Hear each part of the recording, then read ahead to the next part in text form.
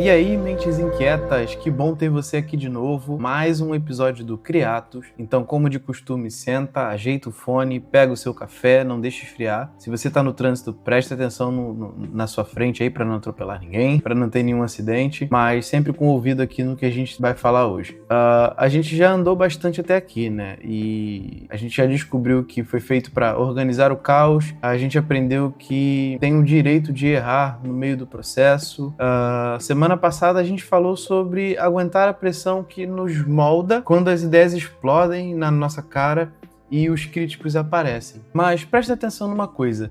Se a nossa jornada parasse no episódio passado, no episódio número 5, a gente corria um risco enorme. O risco de construir uma visão um pouco arrogante a respeito da criatividade. Pensa comigo, e se você usasse toda a sua inteligência, esse jeito de resolver problema, só para subir de cargo, impressionar outras pessoas, ganhar likes ou provar pro ex-chefe que você é realmente bom? Se for só isso, sua criatividade é meio triste, não é? Vira só uma vaidade que cedo ou tarde some. A gente tem essa mania de imaginar uma pessoa criativa como aquele gênio bilionário no palco, cheio de holofotes, dando uma palestra e recebendo muitos aplausos. Mas olha, a ideia que realmente muda alguma coisa no mundo, pelo menos eu acredito que seja assim, nunca nasce da vontade de aplausos. Ela nasce, né? As ideias nascem de gente enxergando oportunidades onde outras pessoas não enxergam. E que tipo de oportunidades são essas? A verdadeira dor do outro é a maior oportunidade que a gente pode enxergar e é onde a nossa criatividade mais se sobressai. E o ponto máximo da nossa imaginação não é construir um pedestal pra gente, é construir uma ponte para outra pessoa atravessar. E para entender o tamanho disso, vamos olhar para um momento em que Jesus virou de cabeça para baixo a ideia de grandeza. Então vamos iniciar aqui o nosso novo episódio do Criatos e vamos falar sobre o Evangelho de João, que conta os últimos momentos de Jesus com os discípulos antes da cruz. Foi ali em uma ceia, um clima pesado na sala e tinha um problema bem prático e bem constrangedor, na verdade, que ninguém queria resolver. Na época, se a gente for parar para pensar, as estradas elas eram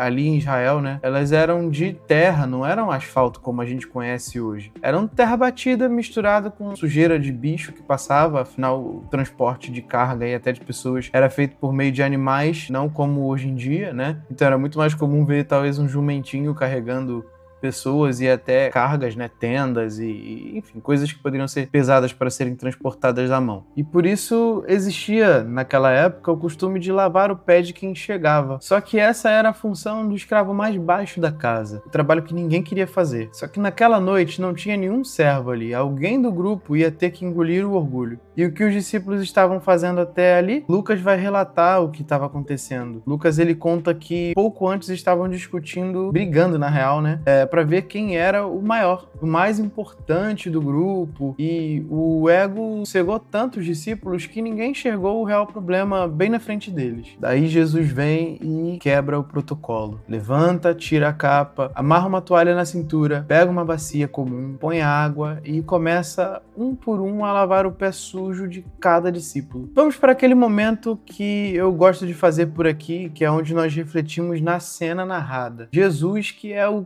criador da água, da poeira e de todo o universo, todos aqueles elementos foram criados por ele. E mesmo assim, ele pega o material mais simples que tinha por ali, uma bacia, uma toalha e um pouco d'água, para resolver um problema imediato. O rei do universo se abaixa com muita humildade para lidar com a sujeira que ninguém ali queria tocar. E é exatamente assim que funciona a criatividade de verdade. Você repara no problema que todo mundo está ignorando, desce do seu próprio pedestal, amarra a toalha na cintura e usa o que você tem em mãos para aliviar a vida pesada de alguém. Tem uma frase do C.S. Lewis que é uma cirurgia direto na nossa vaidade. Ela diz que a verdadeira humildade não é pensar menos de si mesmo, mas pensar menos em si mesmo. Aplica isso no seu trabalho e olha o que acontece, ou até mesmo no seu dia a dia, na sua rotina familiar, e veja só o resultado disso tudo. Sabe por que a gente tem tanto medo de crítica? Porque dá frio na barriga só de pensar em errar em público? Porque a gente tá pensando demais em si mesmo, preocupado com a própria imagem, com o que os outros vão achar, se o post vai bombar, ainda mais nessa nossa vida louca onde tudo é rede social e hoje a profissão mais escolhida pelas crianças, né, é de digital influencer.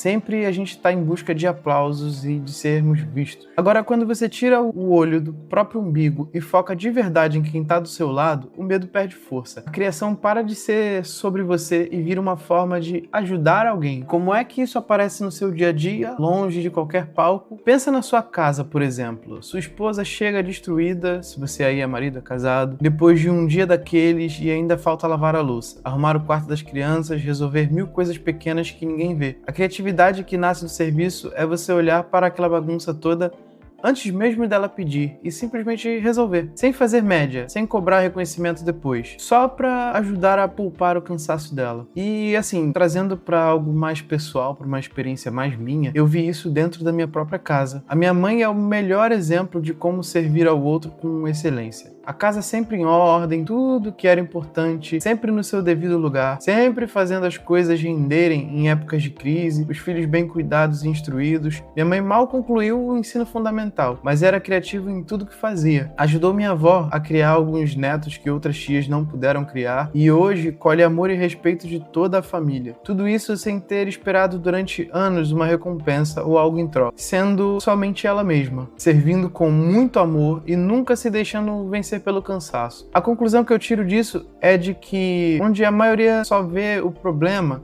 e cruza os braços para reclamar, quem aprendeu essa lição do Evangelho enxerga uma bacia vazia esperando um pouco de água. Uma pausa rápida aqui. Olha ao redor. Qual é a bacia vazia que o seu trabalho, a sua vida lhe apresenta hoje? Qual é aquela bagunça que ninguém quer limpar, mas que você tem toda a condição de resolver com um pouco de criatividade? Conta pra mim nos comentários, eu quero ver. Bom, esse episódio ele é bem curtinho, mas na minha opinião ele é praticamente um reset no nosso orgulho. E olha, eu me incluo nisso também, viu? A gente precisa treinar isso de pensar menos na gente e mais em como ser útil. Se esse papo mexeu com você, já me ajuda a espalhar. Se tá no YouTube, deixa o like, se inscreve no canal, ativa o sininho, né? Manda o link para os seus amigos de trabalho, para os familiares, para as pessoas que precisam ouvir esse conteúdo. E se você está no Spotify ou no Apple Podcast, por exemplo, ou em outra plataforma de áudio, segue a gente, deixa 5 estrelas, isso ajuda muito o Criatos a chegar a mais pessoas. E se prepara que teremos mais assuntos interessantes e importantes para tratar aqui. Pega a bacia, amarra a toalha na cintura e vá ser criativo em ajudar alguém. Um abraço e até o próximo episódio do Criatos.